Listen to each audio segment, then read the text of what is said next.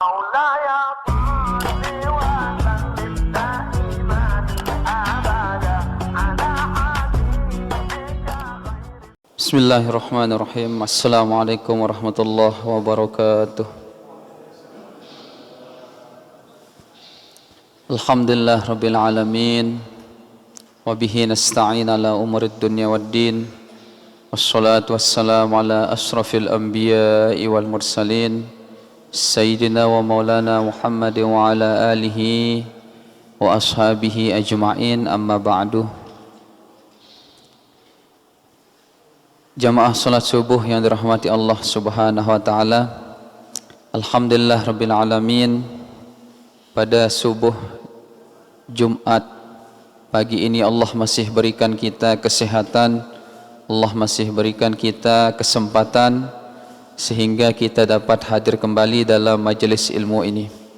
Selawat serta salam senantiasa kita haturkan kepada junjungan alam Nabi besar Muhammad sallallahu alaihi wasallam. Semoga kita termasuk umat yang peroleh syafaat beliau kelak di yaumil akhir. Amin ya rabbal alamin. Jamaah salat subuh rahimakumullah. Kita lanjutkan kembali pengajian kita pada Jumat subuh pagi ini.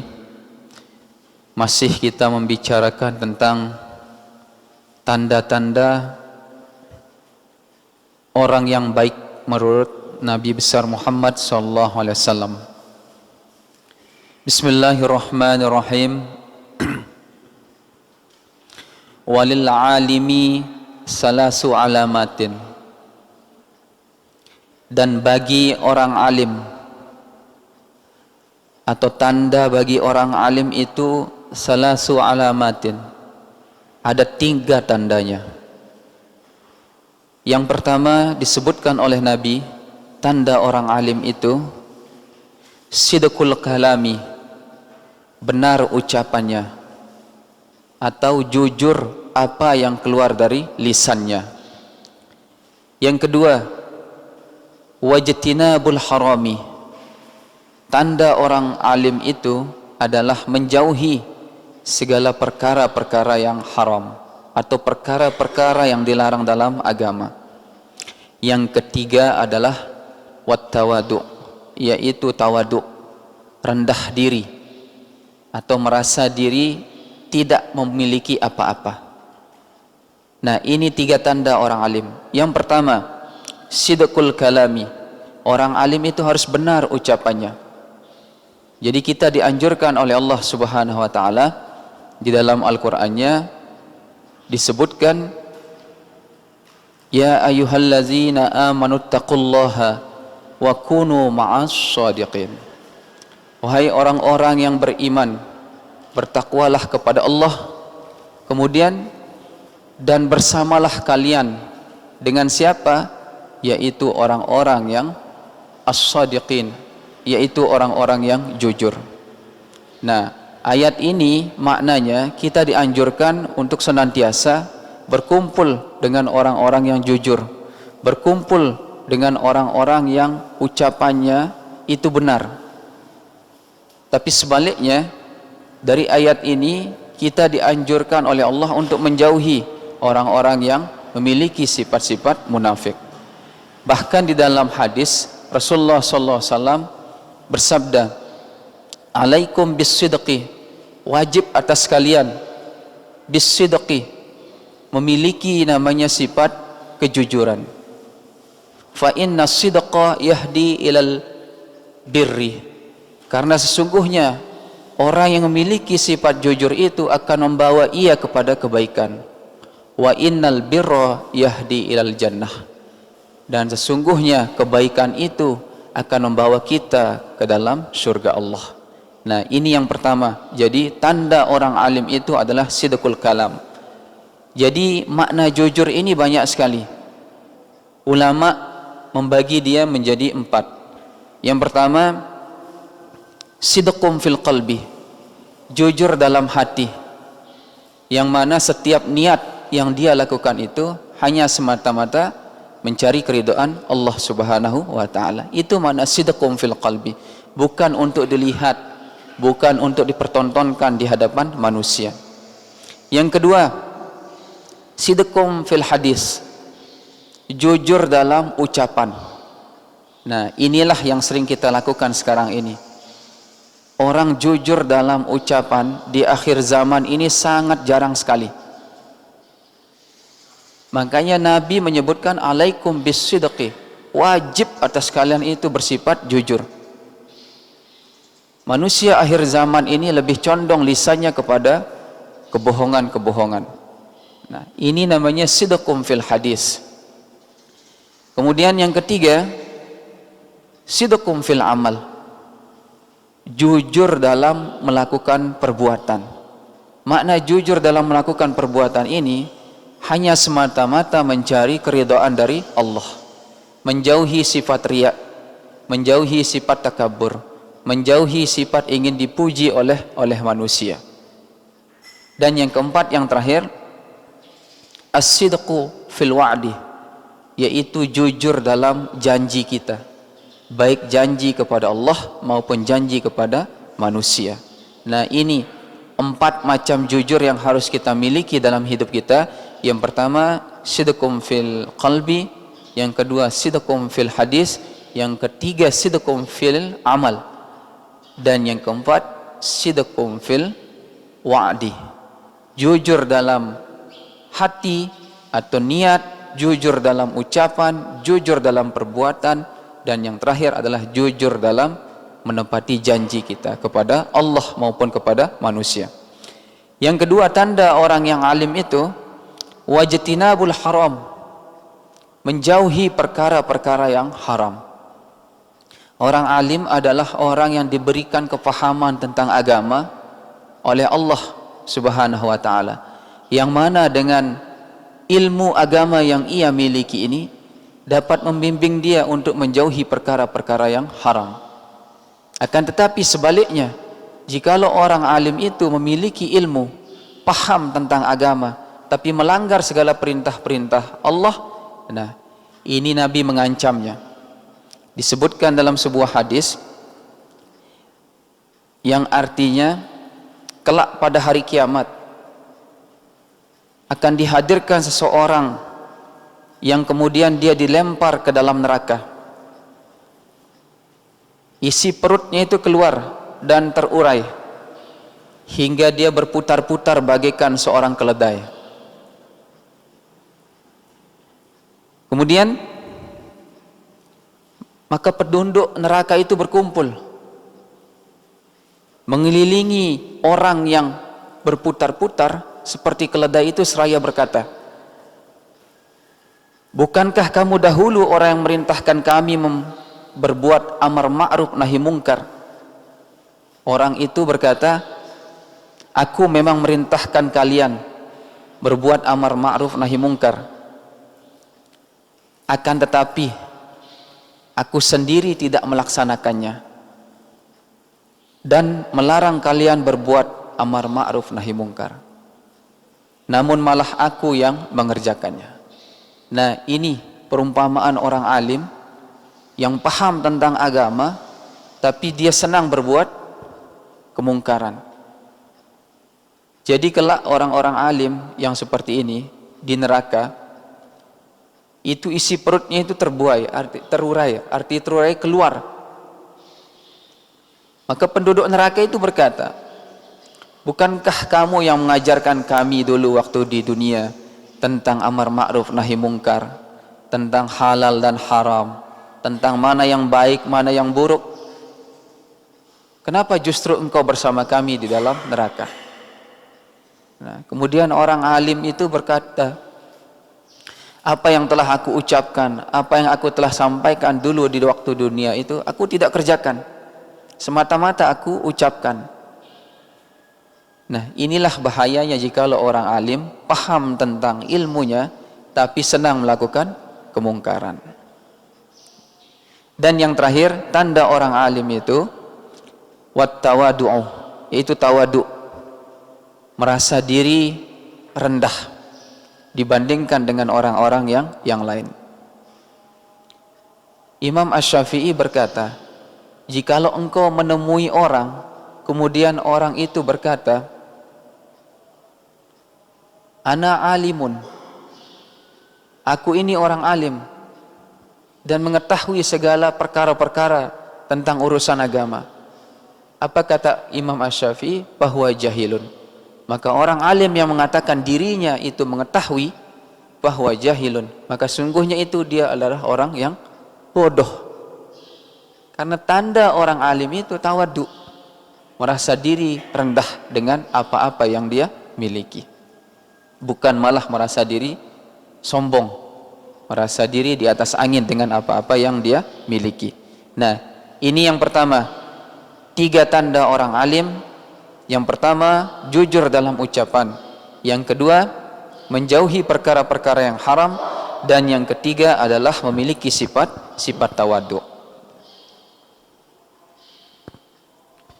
Kemudian wasiat selanjutnya, walittaqi salasu alamat, dan bagi orang-orang yang bertakwa itu salasu alamat, memiliki 3 tanda. Yang pertama, yattaqil kaziba wal khabasa, dia takut akan ucapan yang dusta, wal khabasa, dan takut pula akan perbuatan-perbuatan yang khabas, perbuatan-perbuatan yang keji, perbuatan-perbuatan yang jahat. Ini tanda orang yang bertakwa, takut berbuat keburukan. Dan yang kedua, takut berkata dusta. Karena bisa jadi dengan dia melakukan 2 hal ini, ketakwaannya itu akan menurun di sisi Allah.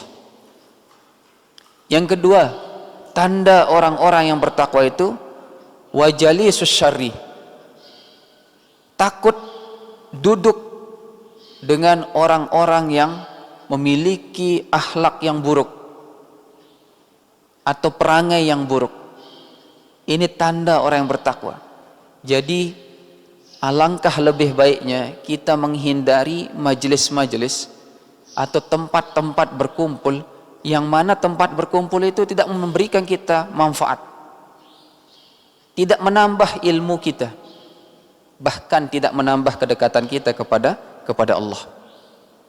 Dan bahkan majelis-majelis itu adalah majelis yang tempat berkumpulnya orang-orang yang jauh dari Allah. Nah, ini yang harus kita hindari. Dari tanda orang yang bertakwa yang kedua itu adalah dia takut untuk duduk bersama orang-orang yang memiliki perangai atau akhlak yang buruk.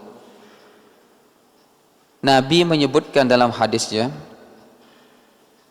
ar-rajulu ala dini khalili.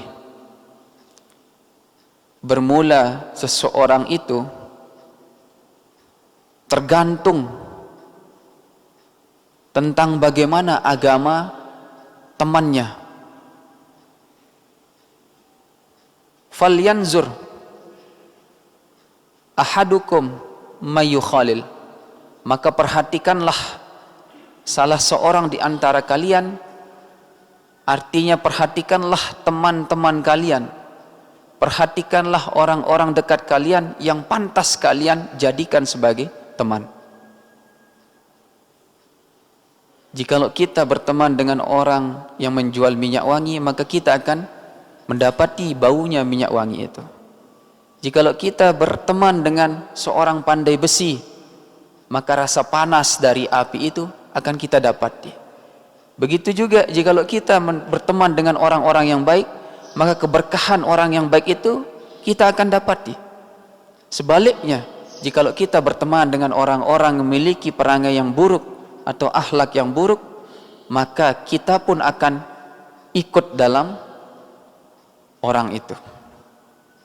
Nah, makanya Nabi berpesan kepada kita dengan hadis yang saya sebutkan barusan.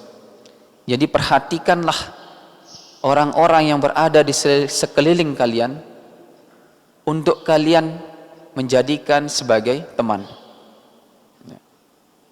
Yang ketiga, tanda orang yang bertakwa itu wa yad'u syatrul halal mukhafata ay yaqa fil haram. Wa yad'u syatrul halal. Tanda orang yang bertakwa itu adalah menolak, menegah syatrul halal, sebagian yang halal. Jadi menolak atau menegah sebagian yang halal. Mukhafata ay yaqa fil haram. Karena takut jatuh ke dalam sesuatu yang haram. Jadi yang halal itu kan jelas, yang haram itu jelas. Nah, di tengah-tengah antara halal dan haram itu ada namanya syubhat. Jikalau ada barang halal sedikit, kemudian ada juga barang haram sedikit, tentu orang bertakwa itu tidak akan mengambil seandainya dua barang ini bercampur. Kenapa? Karena bisa jadi ketika ada campur antara dua barang ini pasti akan subhat. Nah, ini maknanya. Jadi tanda orang yang bertakwa itu menolak sebagian yang halal walaupun ada kehalalan dalam barang itu. Karena dia takut seandainya nanti sedikit dari barang yang halal itu bercampur dengan barang yang haram, maka itu akan menimbulkan subhat. Subhat itu adalah sesuatu yang diragu-ragukan dalam agama. Nah, itu tanda-tanda orang yang bertakwa. Jadi dia menjauhi namanya sifat pendusta dan sifat-sifat kejahatan. Yang kedua, menjauhi duduk dengan orang-orang yang memiliki perangai-perangai yang buruk. Dan yang ketiga, menolak sebagian yang halal, karena bisa jadi sebagian yang halal itu akan jatuh kepada yang haram. Nah, ini tanda orang yang bertakwa. Ini sering kita temui, ini sering kita dapati dalam kehidupan kita. Banyak sekali ucapan-ucapan yang tidak benar yang keluar dari mulut kita. Kemudian selain ucapan yang tidak benar yang keluar dari mulut kita, perbuatan kita juga menyakiti perasaan orang lain. Yang ketiga, kalau sudah dua ini kita lakukan, maka kita senang duduk dengan orang-orang yang memiliki perangai atau akhlak yang buruk. Nah, kemudian jikalau dua ini sudah terpenuhi, maka yang terakhir, kita tidak bisa membedakan mana barang yang haram, mana barang yang halal. Mengapa? Karena hati kita sudah tertutup dengan nasihat-nasihat agama. Nah, ini yang perlu kita jaga, yang perlu kita pelihara, agar kita termasuk orang-orang yang bertakwa di sisi Allah Subhanahu wa ta'ala. Kemudian wasiat selanjutnya, ya Ali, wahai Ali, lisidqi salasu alamat. Tanda-tanda orang yang jujur itu 3. Yang pertama, kitmanul ibadah. Tanda orang yang jujur yang pertama itu adalah dia menyembunyikan ibadahnya. Ini zaman sekarang, ini zaman yang serba canggih. Semua kehidupan diukur dengan jari. Setiap ibadah yang kita lakukan saat ini, kemudian ibadah itu diukur dengan jari kita. Apa maknanya? Yaitu dengan apa yang kita sering pegang sekarang ini, yang disebut dengan HP ini. Nah, itu kita pamerkan ibadah-ibadah kita zaman sekarang. Bukan semata-mata untuk dakwah, bukan semata-mata untuk memperbaiki diri dan orang lain, tapi semata-mata untuk kita riak, pamer, ingin dipuji tentang bagaimana ibadah kita. Nah, tanda-tanda orang yang jujur itu adalah dia menyembunyikan ibadahnya. Sebagaimana di dalam hadis disebutkan sab'atun yawma zilla illa zilli. Ada 7 golongan, yang mana 7 golongan ini kelak akan memperoleh naungan dari Allah Subhanahu wa taala. Nah, salah satu di antara 7 golongan itu adalah rajulun zikrullah khalian fafadat ainahu, yaitu seseorang yang menyebut nama Allah, kemudian ketika dia menyebut nama Allah, maka fafadat ainahu, bercucuranlah air matanya. Jadi seseorang yang beribadah khalian, secara sembunyi-sembunyi, kemudian ketika dia ibadah secara sembunyi, kemudian timbul sifat khusyuk dalam dirinya, nah di sanalah air matanya itu keluar. Dia merenungi dosa-dosa yang telah ia lakukan. Nah, zaman sekarang kan tidak akan pernah terjadi lagi hal-hal seperti itu. Bahkan ibadah yang kita lakukan itu lebih condong untuk dipamerkan di media sosial. Ibadah apapun, ibadah sholat, ibadah zakat, apalagi sekarang zakat. Nah, sekarang haji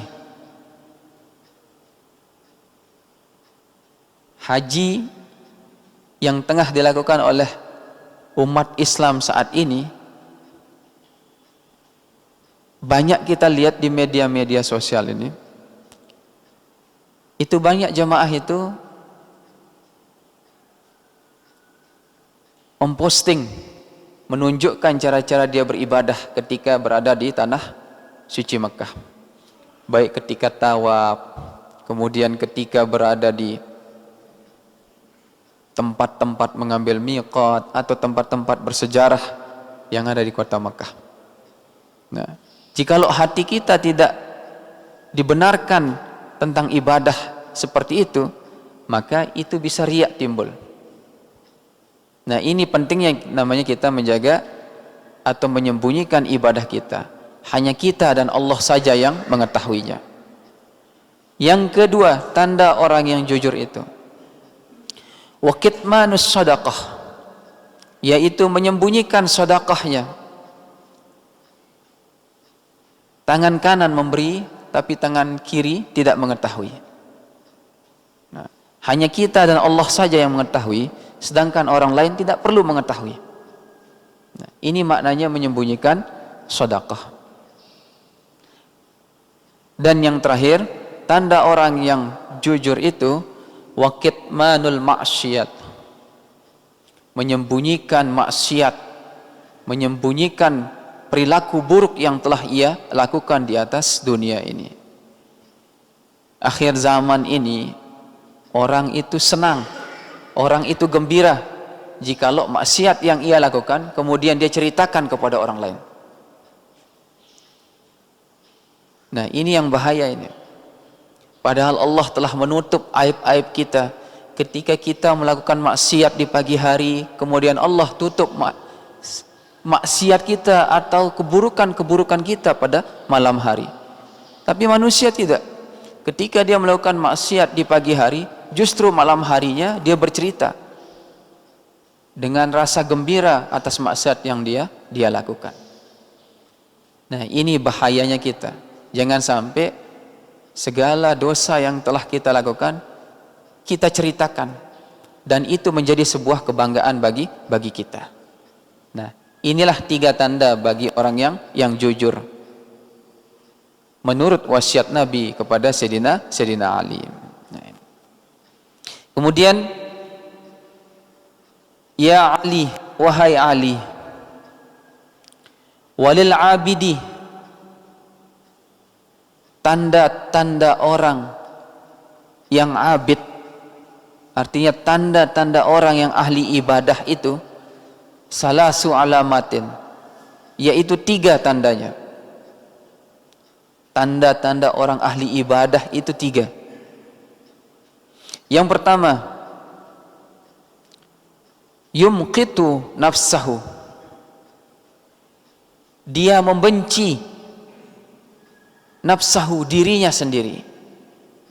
Apa makna membenci dirinya sendiri ini? yaitu dia membenci jikalau dirinya sendiri ini dikendalikan oleh hawa nafsunya. Itu makna membenci diri sendiri. Jadi jangan sampai orang yang merasa ahli ibadah tapi dirinya sendiri masih tetap dikendalikan oleh hawa nafsunya.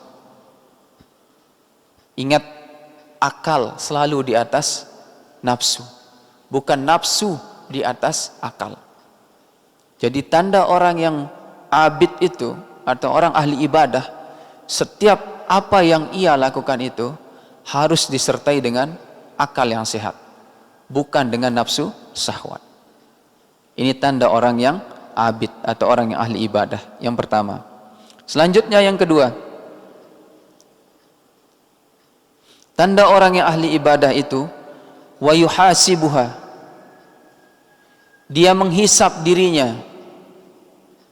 Apa makna menghisap dirinya ini? Yaitu dia merenungi tentang keburukan-keburukan yang telah ia lakukan. Ini makna yuhasibuhu.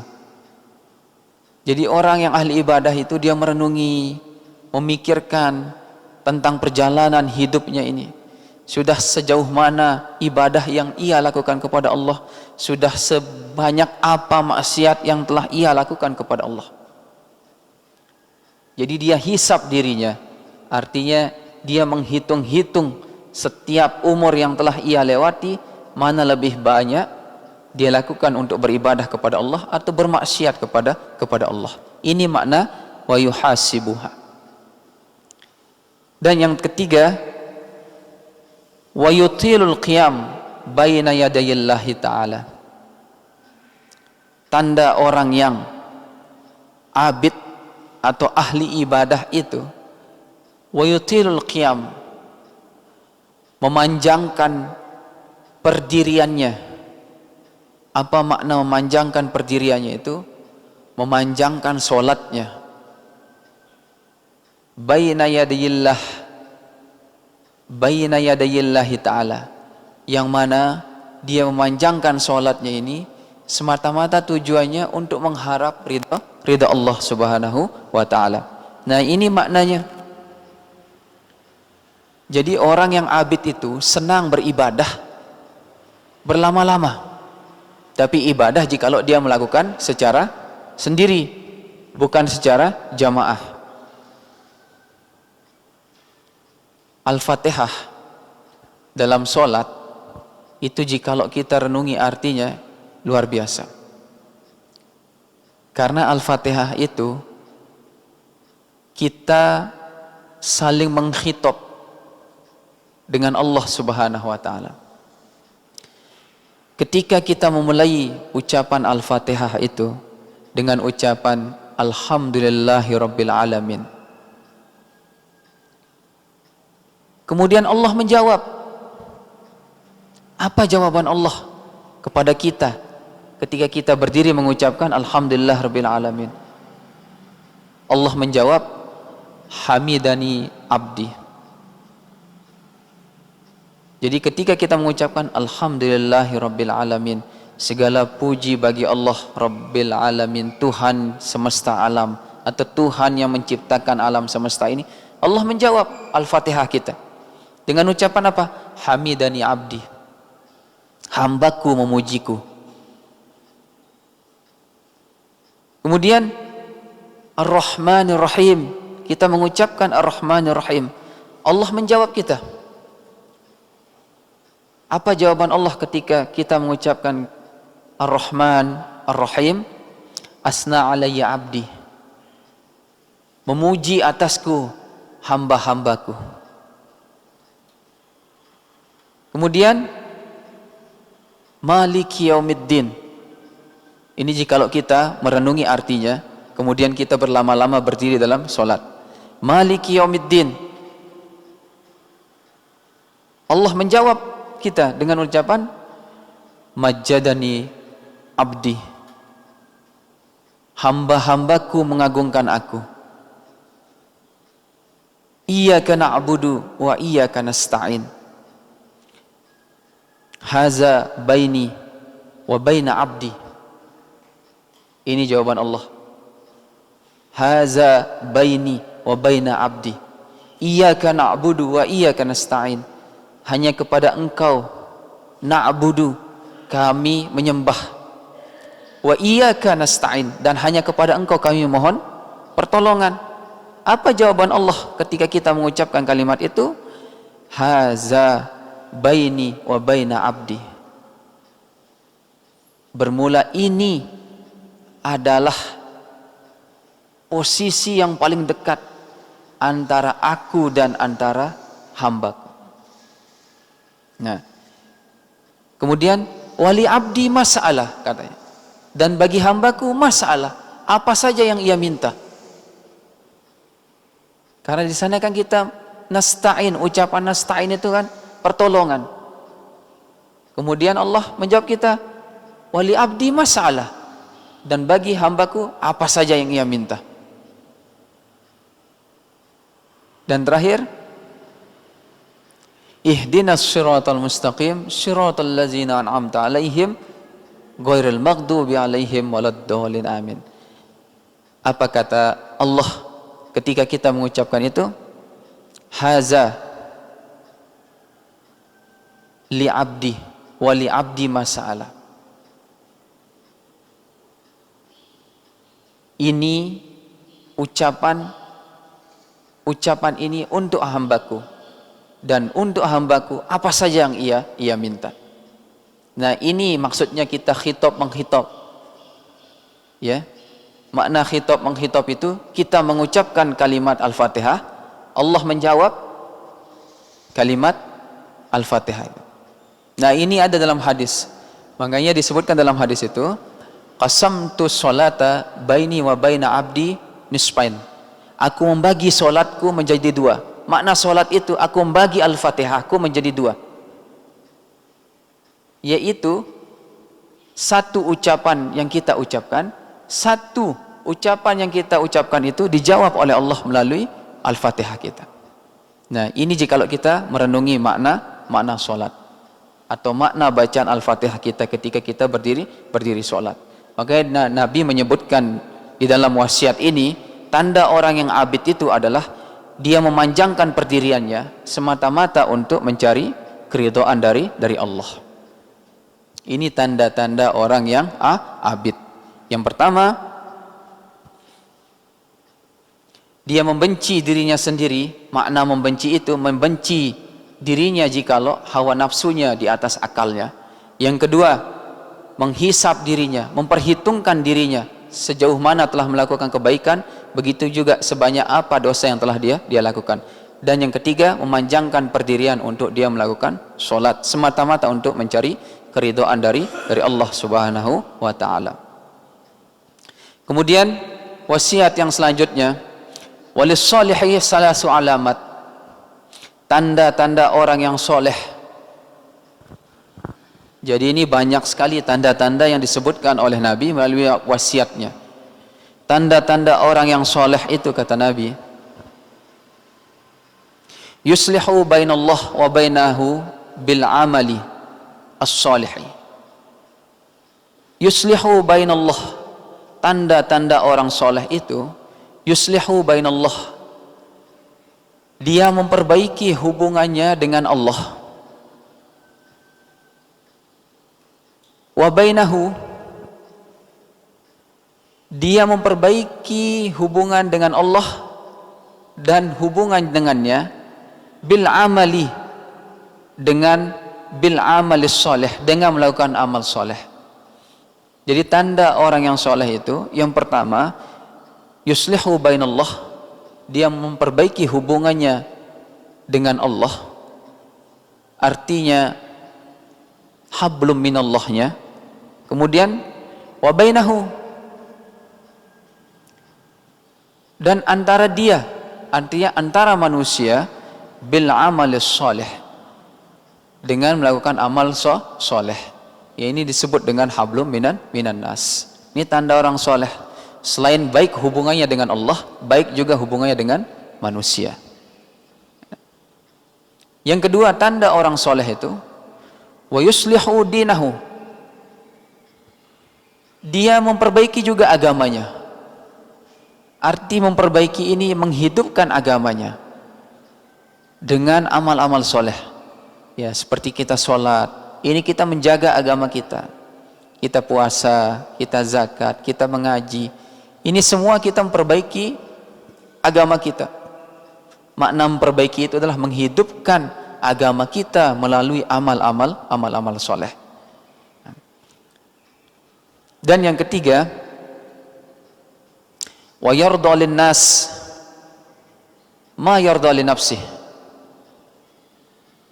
Dia ridha, orang soleh itu ridha linnasi, bagi manusia lain, ma yarda li nafsi, sebagaimana dia ridha bagi dirinya sendiri. Jadi tidak ada kecemburuan bagi orang soleh itu terhadap apa yang telah diberikan oleh Allah Subhanahu wa ta'ala. Dia ridha kepada dirinya sendiri atas yang diberikan Allah. Nah, ini tanda-tanda orang yang soleh. Jangan sampai kita cemburu dengan apa yang dimiliki oleh orang, sedangkan kita merasa diri kurang. Ini Nabi mengancam kita dalam hadisnya, man lam yasbir ala balai walam yashkur ala ni'ami walam yarda ala qada'i. Barang siapa yang tidak sabar atas musibah yang Allah berikan, barang siapa yang tidak bersyukur atas nikmat yang Allah telah berikan, barang siapa yang tidak ridha dengan ketetapan atau keputusan Allah, falyaltasim rabbam siwaya, silahkan cari Tuhan selain aku, kata Allah dalam hadis qudsinya. Nah, ini pentingnya kita memiliki sifat ridha kepada keputusan atau ketetapan yang diberikan oleh Allah kepada kita. Kemudian yang terakhir, ya Ali, wahai Ali, walis sa'idi, tanda-tanda orang yang bahagia di atas dunia ini. Jadi bahagia ini kan ada dua bentuk, bahagia di dunia dan bahagia di akhirat. Banyak orang yang bahagia di dunia tapi belum tentu bahagia di akhirat. Sebaliknya, ada orang yang susah di dunia tapi kelak di akhirat termasuk orang-orang yang bahagia. Walis sa'idi, dan bagi orang yang bahagia di atas dunia ini, salasu alamat, itu memiliki tiga tanda. Yang pertama, qutun halalun, memakan makanan yang halal. Ini tanda orang yang bahagia di atas dunia. Jadi apa yang masuk ke dalam perutnya itu adalah sesuatu yang diperoleh dengan cara yang halal. Dan ini kebahagiaan bagi kita tersendiri, walaupun sedikit. Karena sesuatu yang kita miliki itu bukan diukur dari sedikit atau banyaknya, tapi keberkahan yang ada dalam sesuatu itu. Itu yang pertama. Yang kedua, tanda orang yang bahagia di atas dunia ini, wa mujalasatul ulama, senantiasa duduk dengan para ulama. Alaikum bimujalasatil ulama wastima'i kalamil hukama. Wajib atas kalian itu duduk dengan majlis-majlisnya para ulama dan mendengar ucapan-ucapan ahli hikmah. Ini pentingnya kita duduk dengan para ulama. Sebagaimana wasiat yang telah kita baca sebelumnya itu, jikalau orang tidak pernah duduk dengan para ulama, nah apa yang terjadi dengan orang itu? Hatinya akan mati. Yang kedua, ketika hati sudah mati, nasihat-nasihat agama itu mental. Ketika nasihat agama sudah mental, apa yang terjadi dengan orang itu? Maka mudahlah dia untuk melakukan kemaksiatan. Nah, ini pentingnya kita duduk dengan para ulama. Dan yang terakhir, tanda orang yang bahagia itu wassalatul khamsi ma'al imam. Salat 5 waktu ma'al imam, beserta imam. Ini tanda orang bahagia. Batin kita, hati kita merasa tenang jikalau kita miliki 3 tanda ini dalam diri kita. Pertama, makanan yang kita makan itu adalah makanan yang halal. Yang kedua, duduk beserta para ulama. Karena ulama itu adalah penyejuk hati kita, penerang hati kita. Jadi kita ini terlahir di atas dunia ini dalam keadaan buta. Buta apa? Buta hati. Lantas siapa yang menunjukkan kita jalan? Yaitu para ulama. Warrasikhuna fil ilmi. Orang-orang yang dalam ilmunya dalam agama, itulah mereka yang membimbing kita dalam kebutaan hati kita. Dan yang terakhir, tanda orang yang bahagia itu adalah sholat 5 waktu beserta imam.